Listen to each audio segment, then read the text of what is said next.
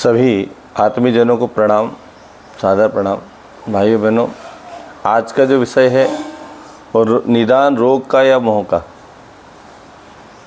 राजा प्रद्युम्न बीमार पड़े और बीमार पड़े तो इस अवस्था में आ चुके थे कि उनका इलाज होना असंभव हो गया था। सारे वैद्यों ने उनका इलाज किया, सारे प्रयास किए।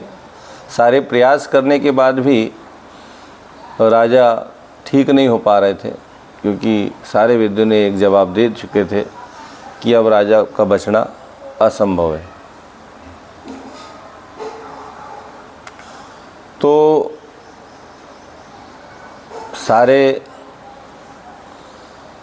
मंत्री परिषदों ने एक बैठक बुलाई। सबने विचार विमर्श किया कि भाई आखिर में क्या किया जाए जिससे राजा को बचाया जा सके। सारे मंत्री परिषद से एक आवाज़ आई कि साहब, महर्षि पुरंद्र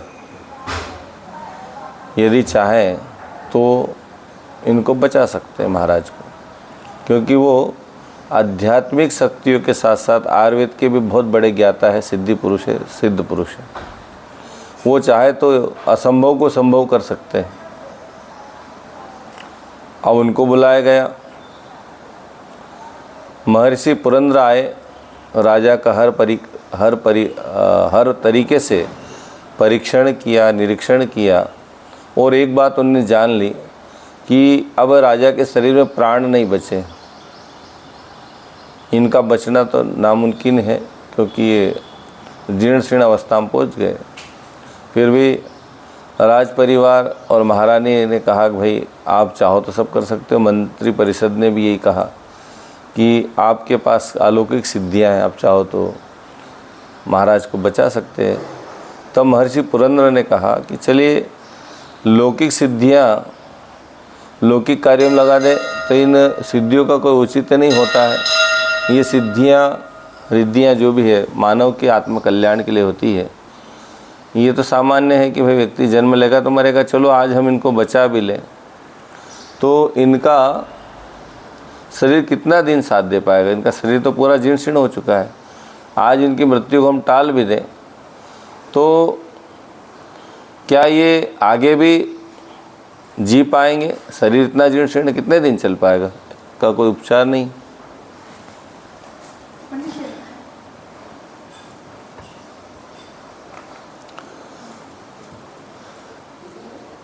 तब राज परिवार ने कहा कि भाई ठीक है, पर आप प्रयास तो करिए, आपके लिए तो कुछ असंभव नहीं है, क्या करें? तब उन्होंने कहा कि ठीक है, चलो आप इतनी जिद कर रहे हो कि इनको बचाना ही है, तो एक काम करिए। क्या काम करिए? हम जो उपाय बताते वो आपको करना पड़ेगा।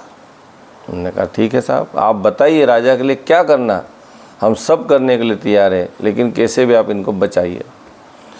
तब महर्षि पुरंद्र ने कहा कि आप इनको अभी मर जान दीजिए। बोले यार मर जान दो?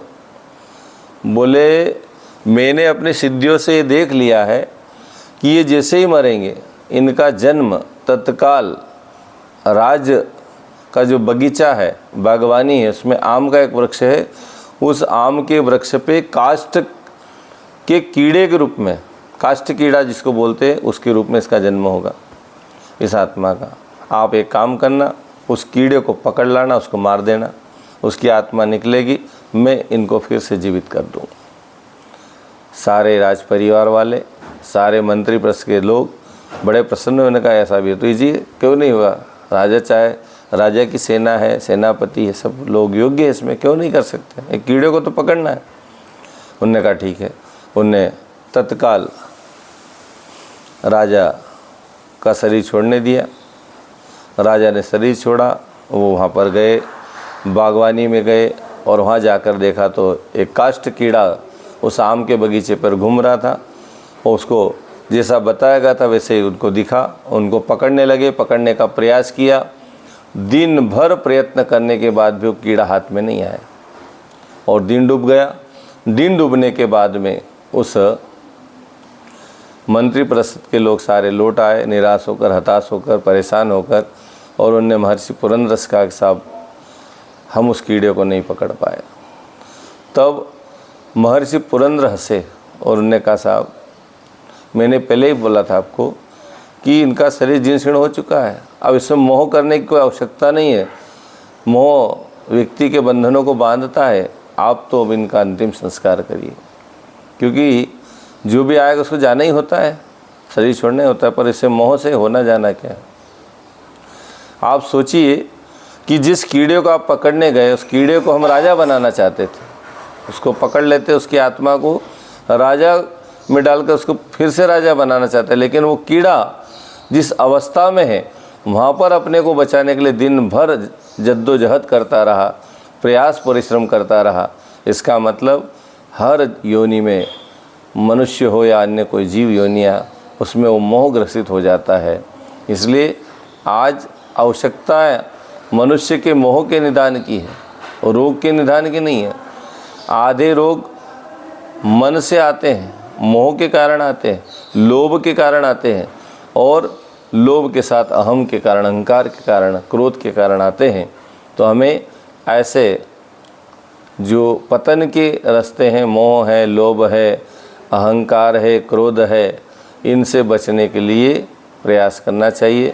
यदि हमें आगे बढ़ना है तो निश्चित रूप से हमारा लाभ जीवन का तभी हो पाएगा जब हम ऐसे प्रयास करेंगे जिससे मनुष्य मोह से छूट जाए, लोभ से छूट जाए, अहंकार से छूट जाए, क्रोध से छूट जाए, तब जाकर उसका सही इलाज हो पाएगा। आयुर्वेद में औषधियों से इलाज होता है, लेकिन अध्यात्म में जब कोई इलाज करता है तो सबसे पहले ऐसे जो पतन के रास्ते हैं उनको दूर किए जाते हैं, व्यक्ति को वैराग्य जगाया जाता है, तो अपने आप बहुत सारे रोग तो उसके स्वतः ही नष्ट हो जाते हैं। भाइयों बहनों, इलाज हम अपना रोग का तो करें, लेकिन साथ में जो हमारे पतन के रास्ते खुलने वाले हैं, मोह है, लोभ है, अहंकार है, क्रोध है, इनसे हम बचें, तब जाकर हम पूर्णतया स्वस्थ हो पाएंगे। आज हर व्यक्ति बीमार है, और बीमार इसीलिए है वो इन झंझटों से उलझा हुआ है। इन झंझटों से बचने का प्रयास करेंगे तभी हम स्वस्थ हो पाएंगे। स्वस्थ मन में ही स्वच्छ मन होता है, स्वस्थ शरीर में स्वच्छ मन होता है, स्वच्छ मन में परमात्मा का वास होता है। ये हम बात जान लें। ओम शांति।